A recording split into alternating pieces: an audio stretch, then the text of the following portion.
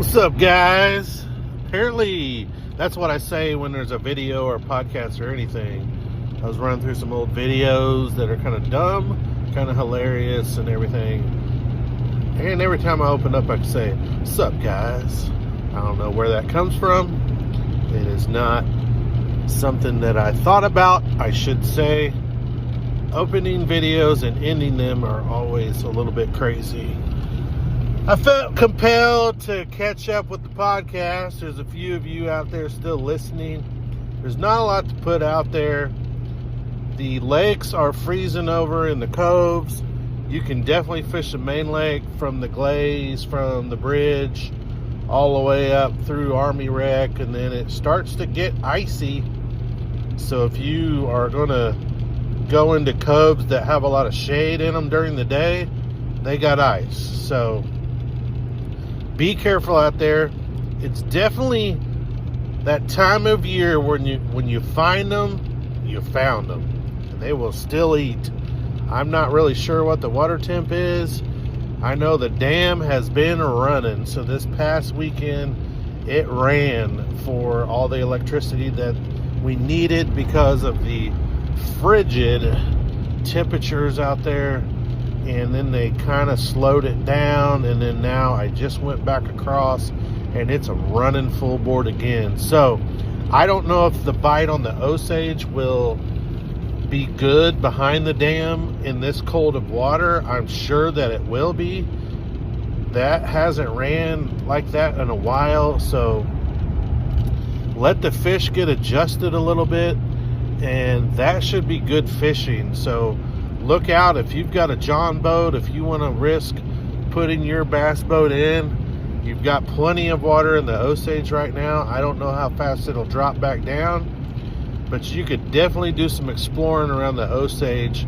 And if you know how to catch them in the winter in the current, now is the time to go. I'm going to get my John boat tonight after work, and then I'm going to start exploring around. I don't have a big John boat. I don't even have a jet. I have a paddle john. It is a big paddle john. It's an 1847. It's a very unique boat that I like to take on the Osage, the Gasconade, Big Piney. It's really made, the specs for this boat, it's made by Voyager Boats. They're out of business now. They were in Lebanon forever. And this paddle john was built for the president of Voyager Boats. I don't think he lives in Lebanon anymore. I think they moved to Colorado. And it is a custom-made boat. It is a tank. I know normally they would make... Voyager made some really good boats and had good welders and didn't scamp on metal and quality. So this thing is a tank. It is heavy. You can pick it up by yourself and maneuver it around, but it is a pain to throw in the back of your truck or put on top of your truck. Any of that kind of stuff is possible, but you better be eating your Wheaties, because normally they make them out of like 0.081 thickness. Don't quote me here, guys. I don't know exactly. This is over that. It's like 1 something. It's thick and it's heavy. So anyway, it's time to get that sucker out. Get on the Osage. I'm tired. I'm got cabin fever so bad I'm about ready to go crazy. It's weird how you start to feel weird and sad. That cabin fever gets you whenever, I'm still trying to get things done inside. Still have plenty to do. It's not like I've really been bored, but I just gotta go fishing. I gotta get, like old Rackley said, I gotta get that dangle. I gotta get out there and just throw something and twitch it a little bit.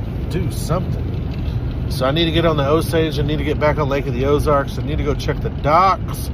Now the temperatures are at least above 10. So I don't know. It's still, you need to be safe out there. Be safe. Have a buddy. Tell people where you're at.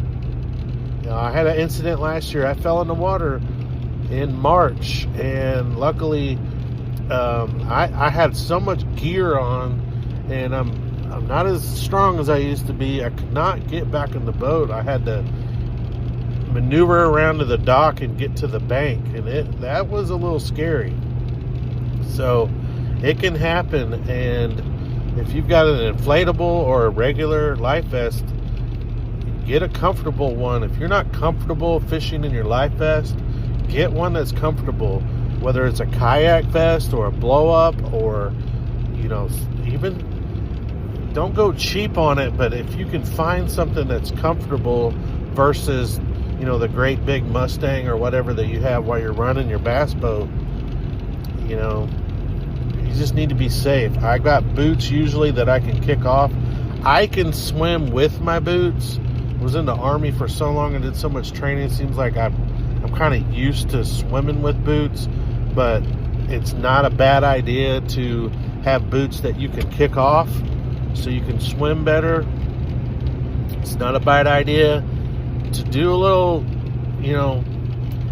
some training or something where, think about what you have on whenever you're trying to go out there fishing when it's cold like this. A lot of times, people, you see guys with the bibs over their coat. Well, that's pretty smart, because then you can access that clip. You can unclip yourself and get out of harm's way. We're talking about life and death here. So if you lose a pair of bibs or lose some boots, so be it. But think about, can I access this and unclip it? Can I get my boots off? Can I make a makeshift life vest with the coat that I'm wearing? I've got a couple different ones. I just got a new North Face jacket that, if I had time, I could throw it off and make a life vest with that coat, actually. So think about those type of things. Best thing to do is have somebody with you that can help you. So it is cold. It's going to be cold till summertime. Be safe out there. On another note, I didn't want to start with a sad podcast. I didn't want to do one right after we had Dion pass away. It was unexpected, but for us around the lake, we kind of knew that he was having some health problems. So, young age, 58 years old. Don't have to say his accolades. Everyone knows. Here's what I know and why I'll miss Dion so much is, I can remember Dion picking out crawdads at Van Hooks that you could see through, and just little things. When we were born, we lived on the Little Niangua. I was really young then, so I don't remember a lot, but I can remember my parents talking about running into them all over the place. Of course, they were gone a lot, and I just grew up around them at the boat ramps, whether it was the Upper Gravois or Kaufman or Shawnee Bend. I was around him a lot throughout the 90s, and then I left in 04, came back, and it was the same, from 2000, the last 10 years or so, 2015 till now. I would run into him at Kentucky Lake or somewhere at PB2 a lot. Just seems like we're just always at the same place. And I always had family with him. Sometimes I would, if there was a Toyota series or something and I was scrambling to find a babysitter or something, and then I would show up and, well, Dion would have all the grandkids and stuff there. So I felt more comfortable. Hey, just bring the kids, it's a family thing. But that's the way he was. I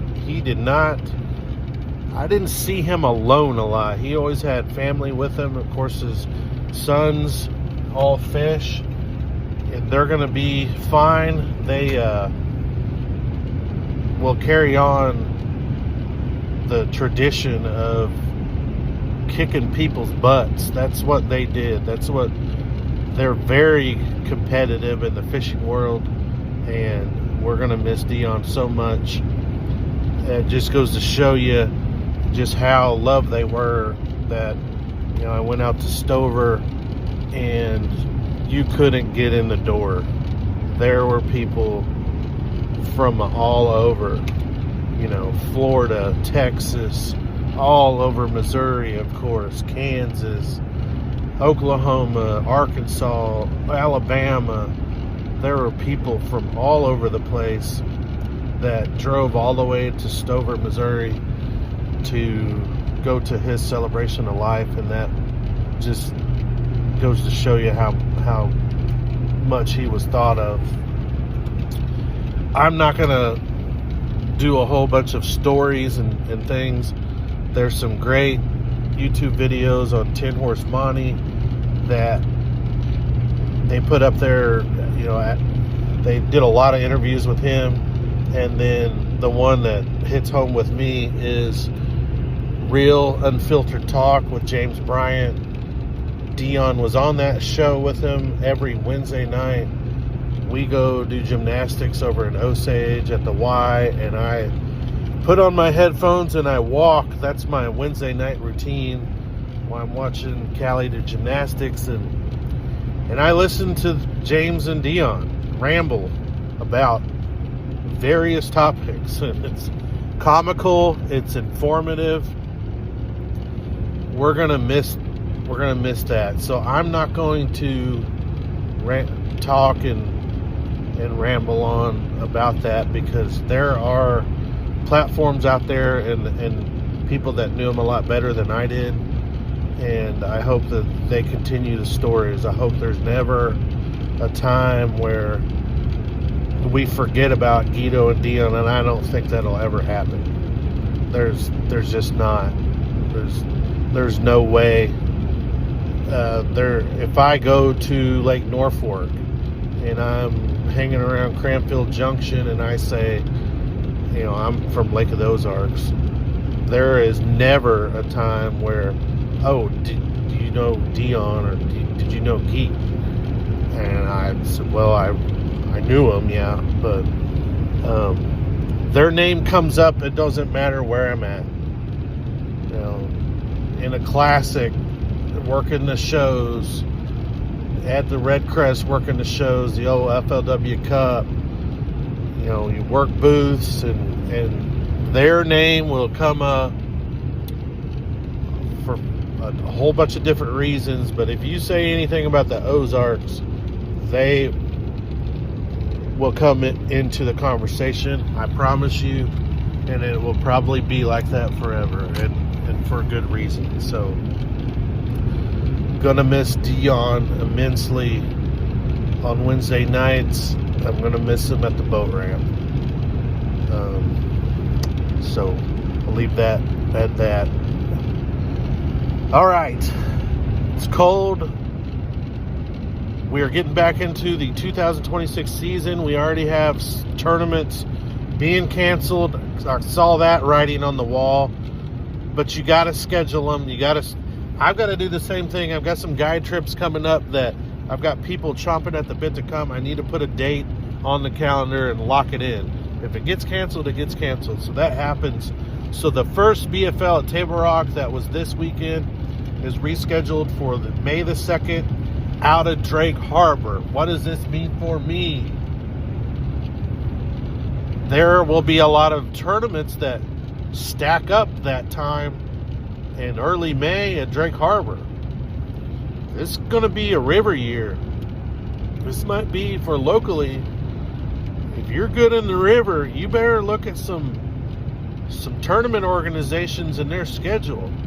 Solo Series SQ, May the 14th, I believe. Don't quote me on these dates, guys. I'm just running off the top of my head here.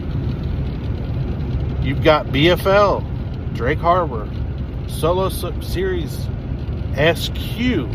So on those, you sign up for the SQ. I'm fishing those this year. One's at Stockton, one's at Palmy, one's Drake Harbor.